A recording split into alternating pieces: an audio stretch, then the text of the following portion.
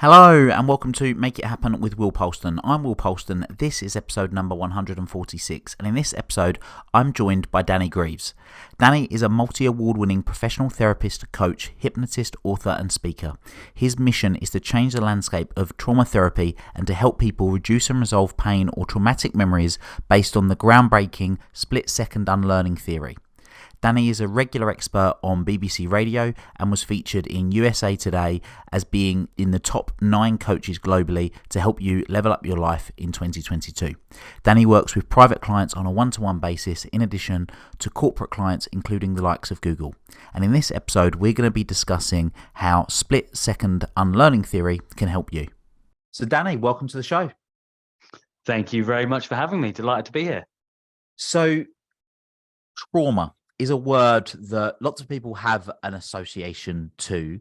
It, as we've just heard, it really is an area of expertise for you. But certainly in my experience over the last 10 years or so of really delving into personal development, is that a lot of what people think trauma isn't what trauma is, if that makes sense. Absolutely. So I'd love to know, kind of in your definition, how do you define what trauma is? Well, really, we can think about there being a spectrum. So at one end of the spectrum, we've got what we would call adverse experiences. So this is maybe when you were harshly criticized when you were young, maybe you had an experience of bullying when you were little, or maybe a teacher sort of scolded you during a presentation. So we could think about those as being adverse experiences. And then we can go all the way up to the other end of the spectrum where we think about those huge catastrophic events that we would see on the news. So for many people, they think about trauma as being only the big end of the range. But actually, what I find is for the vast majority of people, it's actually the adverse events. It's the smaller challenges that maybe accumulate over time that actually have a bigger impact on our relationships, our business, and actually our overall personal well-being. So my interpretation of what you just said is that the spectrum ranges between the let's call it emotional trauma, so something someone said and you've interpreted in a particular way, right through to the other end of the spectrum, which is the physical trauma, which might be, like you say, the sort of stuff that you see on the news, that people have experienced. But either way, it's deemed a negative experience because we've all been there. You know, it's someone's done something, said something, like you say, the bullying or whatever it might be, something somebody said. You know, it's the famous thing in the playground, isn't it? Sticks and stones might break my bones, but words will never hurt me. But in my experience, actually, words do hurt people. They do, based on their interpretation. So okay, fine. Because we could kind of think of, we could almost park the word trauma temporarily and just use painful experiences. So anything that you judge as being negative or painful, that's really what we're talking about today. So sort of physically painful, mentally painful, emotionally painful, there's those kind of experiences that people have had. Okay, fine. And interesting area of work to be a specialist in. What led you to being a specialist in this work? Well, my journey originally took me down the path of physiotherapy. So from a very, very young age, I loved learning about how the nervous system works. Loved learning about physiology, biology, how all of that stuff came together. And as I was on that journey, kind of running parallel to that, I was someone who had really low confidence, particularly body confidence. I would feel anxious a lot of the time. I would keep it all in, so I wouldn't really share it with anyone. And that was kind of bubbling away on the inside while I was learning more about physiology and how the nervous system works. And then when I got to 27, I went on a specific course that actually involved how do emotions affect the physical body. And this for me was really interesting because I'd never come across anything like that before. And the teacher was standing at the front and he asked, "We're going to work with a volunteer today." So as you can imagine, everyone's eyes went down to the side, fake writing notes. And of course, I was the one who got picked up. So I meandered to the front of the class, already starting to sweat, starting to worry. And within a few questions, he started to ask me about what was the most painful experience in my life. And out of the complete blue, within 15, 20 seconds, I was crying, I was sobbing in front of a class of 25 people who I didn't really know. And all of this emotion just came up, and I had no idea it was there. Mm. And at the end of that day, I kind of went home, staggered home, and just said, okay, I've been given some really big feedback here. And that's what started me on the journey of getting some help. And very quickly, I realized that actually it was the psychological side that I found so much more fulfilling compared to the physical. Interesting. Okay, so so a lot of time we've had some fantastic guests, people like Yvette Rose, who wrote the book Metaphysical Anatomy, talking about psychosomatic healing and that sort of thing. So it's something I also have a real keen interest in. Which, by the way, guys, if you listen to this, definitely go back and listen to some of those episodes because they truly are phenomenal. So you embarked on that journey, the psychological side of things, and what was it that you uncovered for you in relation to that, I suppose, specific moment, that painful moment that then led you to continue on doing the work? Well, as I was feeling that low confidence and the anxiety, the main way that that manifested is that I was just really struggling in romantic relationships. Like, it didn't matter what I tried, and I really put some effort in, but it just wasn't working. I couldn't, there was some block that I just didn't know how to navigate. And after that experience of being confronted by that painful past experience, which for me was when my parents divorced, so it was the relationship context, I thought, okay, let's get some help. And after I had one session of the split second unlearning, which hopefully we're going to cover today, I met my wife 10 days later. And so within just under a couple of weeks, I met the woman who's now, my wife, the mother of my son. We now live together, and it all started from that one block being removed that I didn't even know was there. And that was just fascinating for me. Yeah. So you've already mentioned it. So split second unlearning. I mean, it sounds pretty Ronsil to me. It's kind of you're going to unlearn it in a split second. But yeah, do you want us to elaborate on what it is, how it came about, and how it's so powerful, and some of the uses that you found it to be powerful with? Yeah. The split second unlearning, in kind of its simplest form, says to us that when we experience one of those painful events, in the split second where that event occurs, our mind creates an association between the stimulus that we experience and the physical sensations in our body. Yep. And then moving forwards from that point, that stimulus response is present and learned through the body.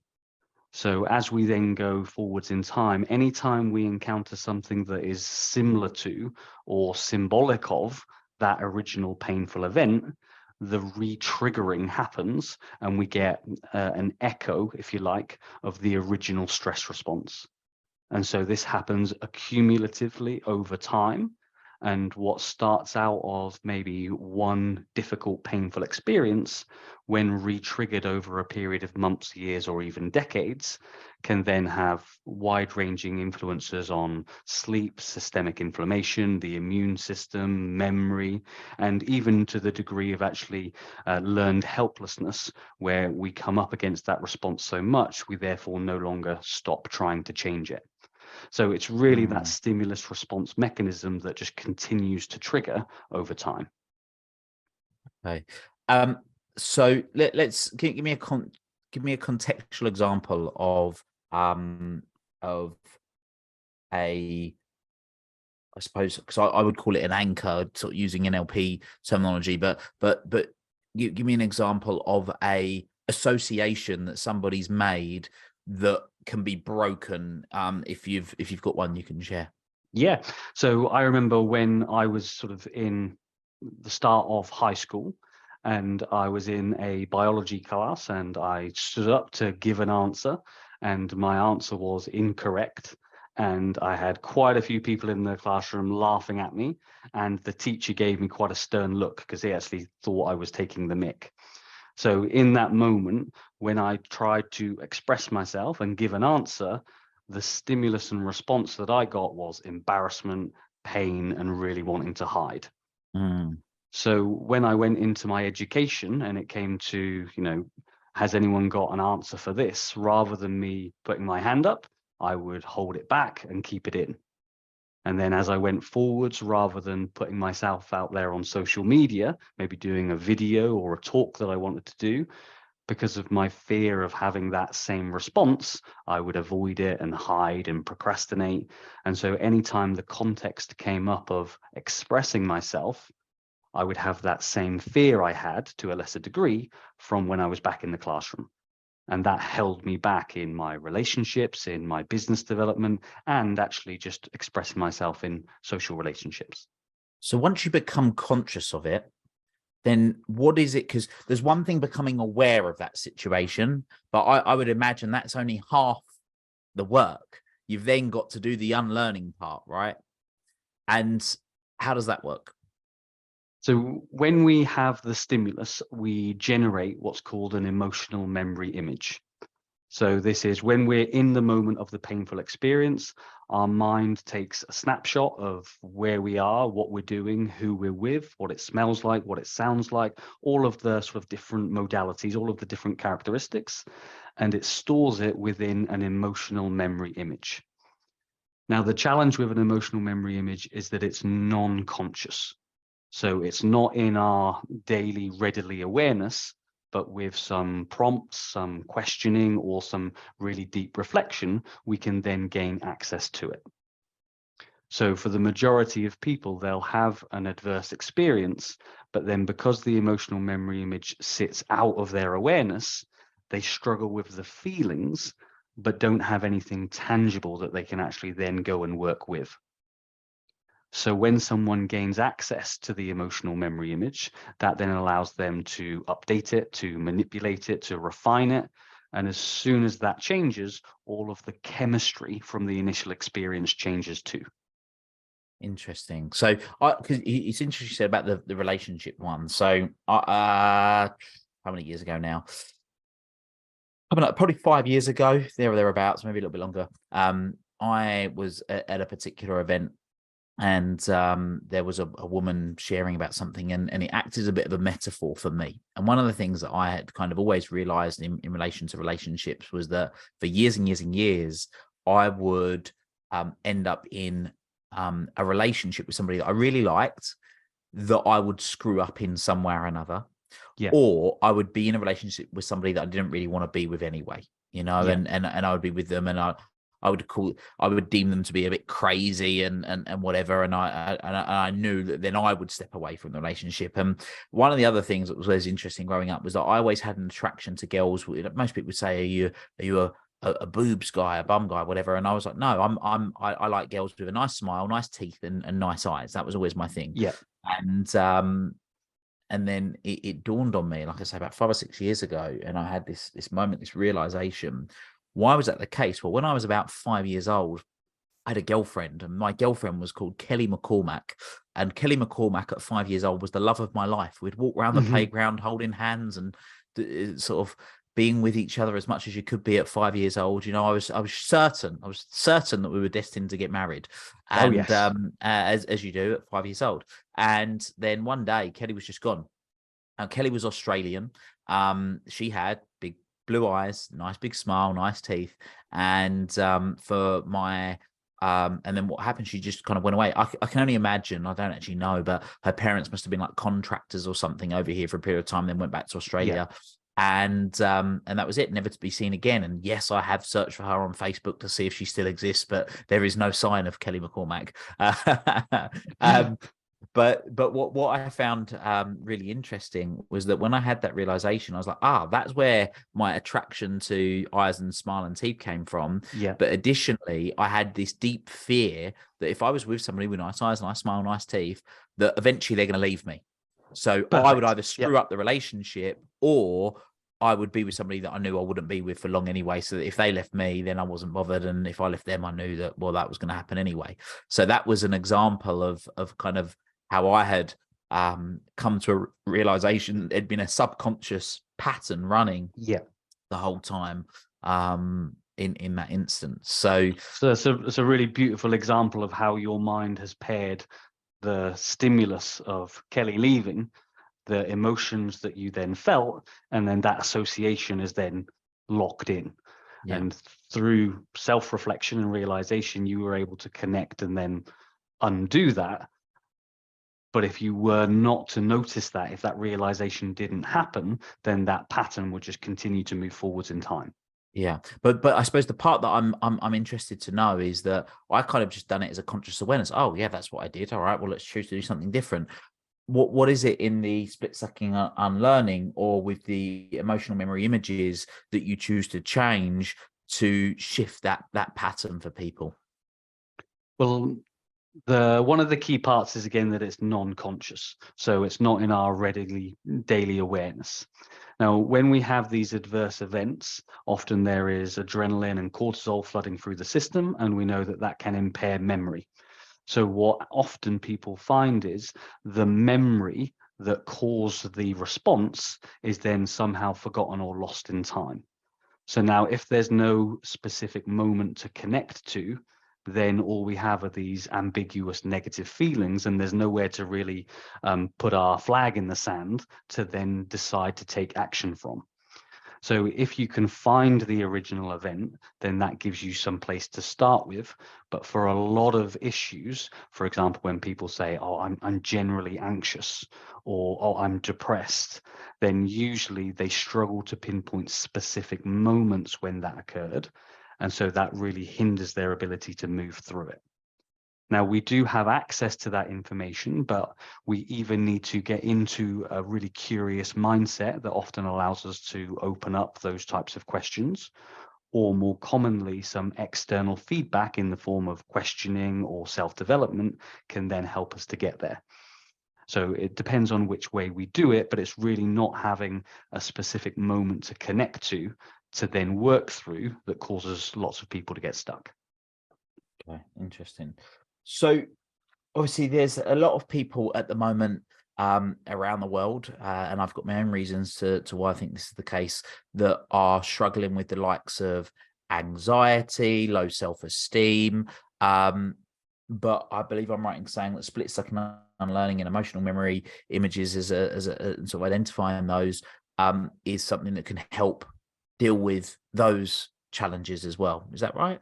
Yeah, absolutely. Well, if we think anxiety is something real, or the fear of something real or imagined, either now or in the future taking place, that causes us some degree of pain. So when we have an experience that we judge as painful, we create an emotional memory image of that. And then as we go forwards, anything that links to it re-triggers it. So if we've had an experience in the past where, for example, there's been a medical challenge with a family member, and then all of a sudden in our sort of social media feeds and our news feeds, there's medical issues coming up, then our mind takes that stimulus, re-triggers the response, and then we start to feel anxious. So our mind will generalize these emotional memory images and look for anything that is in any way similar to. So that's how much bigger events can somehow be triggering for actually much more specific ones, if that makes sense. Yeah. Yeah. Okay. So if someone right now is suffering from anxiety, and they're suffering from low confidence, are we right in saying that there will be a moment in time at some point in their past, which they're either conscious or unconscious of, that is causing that anxiety or that sort of low self-worth in the present? Absolutely. So there must be content in the mind in order for there to be feelings in the body. Yep. Now, for something such as low self-esteem, it's possible that there's just one specific event, but more likely there's an accumulation of multiple events that have all contributed to that set of beliefs. Yeah. So the biggest thing that we can do when we're feeling anxious or when we're feeling low in confidence is we need to fight the urge to be general and say, oh, I'm just feeling anxious, or I'm just feeling low. And we need to be able to be specific to identify what's the pattern, when is it happening, who is it happening with, what's the trigger. Because when we have that specific information, then we've got content that we can work with. And we always have the answer, but we need to ask the right questions in order to unlock those bits of information. And yeah, look, I couldn't agree more. In my experience, I'm a big believer that if you treat the cause, the symptoms go. You take Yes. Gestalt therapy, they talk about the Gestalt and everything. I think of it like a pearl necklace, they're all joined up. Yeah. If you cut it at the beginning, then the whole thing unravels, and that's kind of where that works. And what have you seen through doing the process of split second unlearning and doing the work that you do? What have you seen people not being able to do to be able to go on and do as a result of the intervention? Well, all of the emotional memory images that are generated essentially create barriers to learning. So, for example, if when you were very young, so one of my clients, when she was very young, she had a very painful experience around her parents arguing around money. So in that specific situation, the learning that she created was money causes pain. So then some 15 years later, which was when I met her, she had not made any progress in her finances. She would beat herself up consistently for that issue. And she believed there was either something wrong with her or that she didn't deserve to just generate more finances. When we helped her to locate that specific moment and to then explore it, to open it up, to challenge it, within, I think it was 3 or 4 months, she got the biggest bonus she'd ever had. She then got a promotion, she then changed jobs, and then she actually opened her own business. So sometimes it can be the bottleneck that's the block, and it might be a small one, but the ripple effects when that barrier to learning is then broken through can then be tremendous. Fantastic. I'm also aware, and kind of we've said, if you treat the cause, the symptoms go, and these beliefs, whether they're conscious or unconscious, whether they're empowering or disempowering, a lot of those come from childhood and our kind of family. I know you use the term family rules, don't you? The family rules. So what's an example of family rules, and how do they impact us? Well, family rules originally came from Virginia Satir, so the world famous family therapist, and she identified that all important relationships develop rules. And in the context of the family, rules help us to identify what we are obliged to do and what are we prohibited to do in order to stay a member of the family. So it puts really black and white lines around what is acceptable and what is not acceptable in this family unit. And because, as you mentioned, a lot of the challenges happen when we're young, it's because when we're very little, we are entirely dependent on our caregivers. So our young mind perceives family rules as being the boundaries of, if I break that rule, I might die because I might be cast out from the family. So the family rules that we learn when we're growing up almost become hardwired into the system until we're able to transcend them. Now, there are two different types of family rules. So there are the really clear family rules that are communicated to us. So, for example, don't talk to strangers, or wait for the green man before we cross the road. And those are the rules that we consciously understand. And then through time, we naturally evolve them and change them. The more powerful family rules are those that we learn through experience without the direct communication and the meaning. So, for example, let's say when you were 5 years old and you were really, really upset, you went to see your dad about that. And the feedback that you got was you got punished for showing your emotions. You got told off because it was weak. And then you got isolated and sent up to your room. So in that moment, the family rule can develop of it's weak to show emotions, or men don't show emotions. And then because it's outside of the direct communication, it's a meaning that we make, it sits outside of our awareness. So some 20 years later, we're now in a relationship and maybe we're being accused of being a bit cold or a bit distant. But the family rule says we can't show our emotions because we don't do that. And that's why family rules, when they're out of our awareness, they can govern our lives for years until we can actually identify them. And how do people go about identifying family rules? The easiest way is almost like a breadcrumb approach.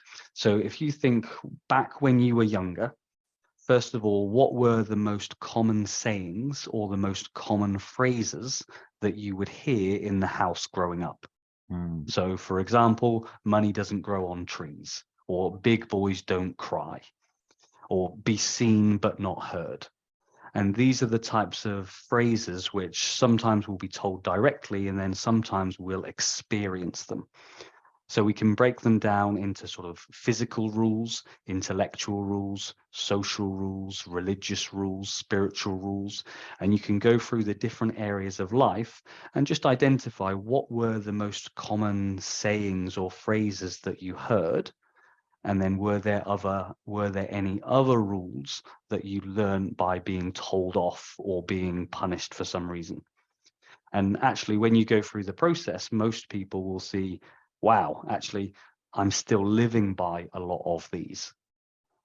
And when we can then bring our awareness to them, then you can quite simply go through the process of updating one at a time and then putting your attention into enforcing that and implementing that in your life.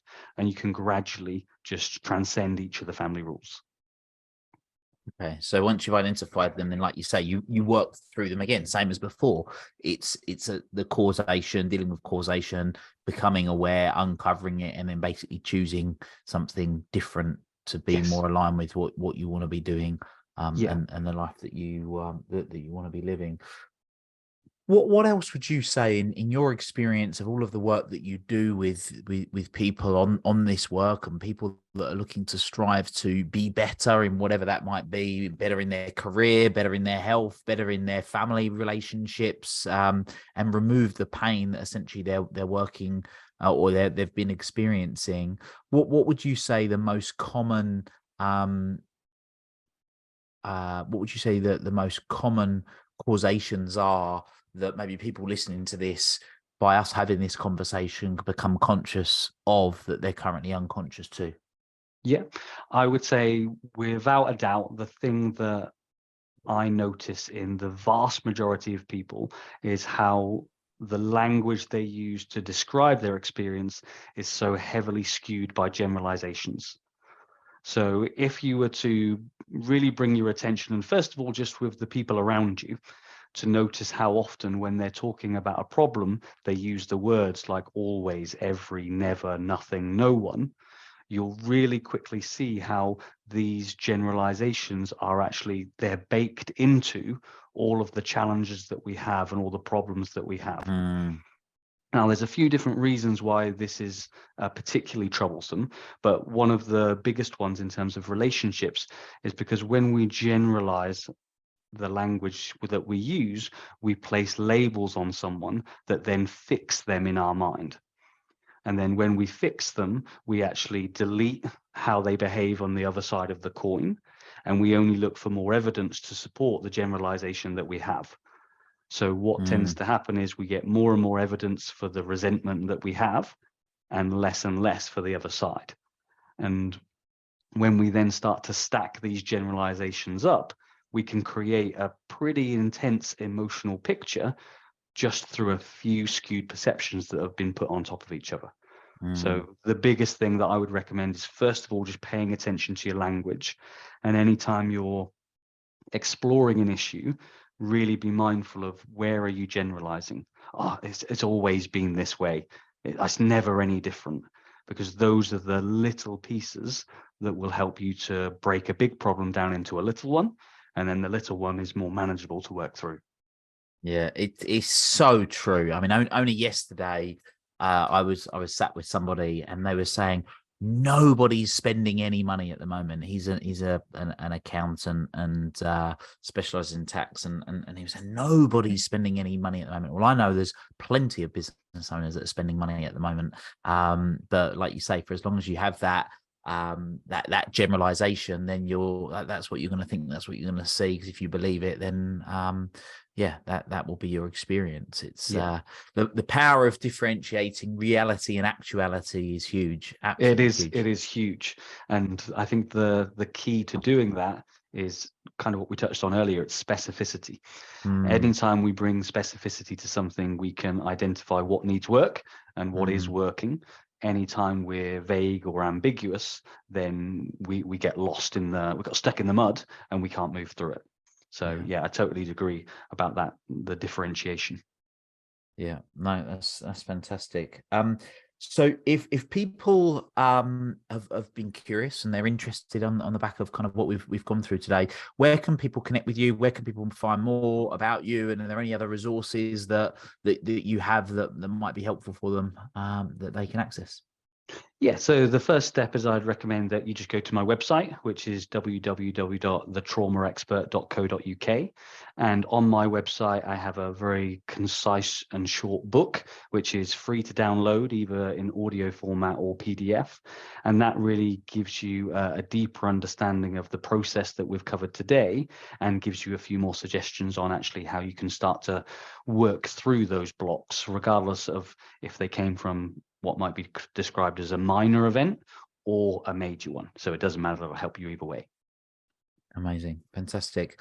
Well, Danny, thank you so much for your time. It's been a very interesting conversation, and one that I know that the work that you do helps a lot of people. It sort of releases the shackles of them being able to that they have attached to them, and can free them to be able to experience more pleasure rather than the pain. Absolutely. And thank you once again so much for having me. So for everyone that's been listening, we'll put the traumaexpert.co.uk into the show notes, so you can head to that, download Danny's book, read Danny's book, get access to that, and obviously feel free to reach out and do the work. So Danny, thank you so much for coming on and being a guest. For everyone that's been listening, thank you for listening. Until next time, make it happen.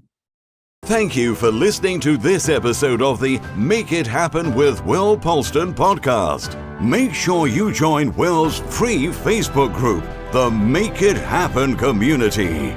Please support the show by subscribing on iTunes, Spotify, Stitcher, SoundCloud, or Google Play. Share this episode with at least one friend you think would benefit from it, and give Will a 5-star review wherever you download your podcasts. Until next time, make it happen.